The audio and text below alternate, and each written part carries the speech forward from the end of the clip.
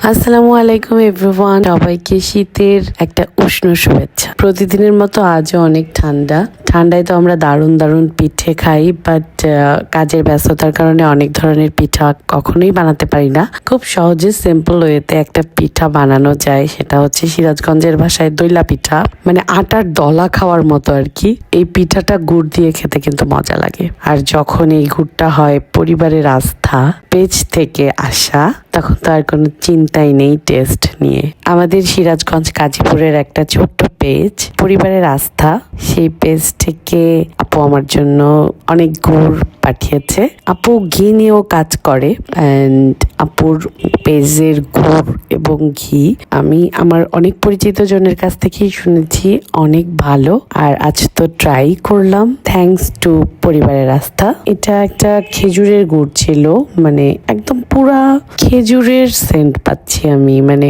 খুব সুন্দর দানাদার একদম। এটা ছিল খেজুরের পাটালি গুড়। Test was so good. মানে সিরাজগঞ্জের ভাষায় আমার হাজবেন্ড ঝোলা গুড় বলে। এই পিঠাটা আবার তেলে ভেজে খেলে অনেক মজা লাগে, মানে এই গুড়ের জন্যই পিঠা খাওয়া। তো এটা আসলে মানে ইয়ামি। কিন্তু যখন থেকে আসলে পরিবারের আস্থা পেজ থেকে এই গুড়গুলো চলে এসেছে, তখন থেকে আমাদের সকালের নাস্তায় প্রতিদিনই প্রায় চলছে খেজুরের গুড়ের চা। আমারও খুব ভালোই লাগছে, কারণ আমার খুব বেশি প্যারা নিতে হয় না এই চা বানাতে। জাস্ট একটুখানি ঝোলা গুড়, সাথে একটা টি ব্যাগ আর অনেক অনেক গরম পানি, ব্যাস রেডি হয়ে গেল একেবারে সুস্বাদু খেজুরের গুড়ের চা। আবার উনি দেখছি রুটি পরোটা দিয়ে এই গুড়টা খায়, থ্যাঙ্কস টু পরিবারের আস্থা। অ্যান্ড আপনারা সবাই কিন্তু চাইলে একবার টেস্ট করে দেখতে পারেন। আমাদের পরিবারের মতো আপনাদেরও পরিবারের আস্থা হয়ে উঠতে পারে এই স্পেশাল গুড়টি।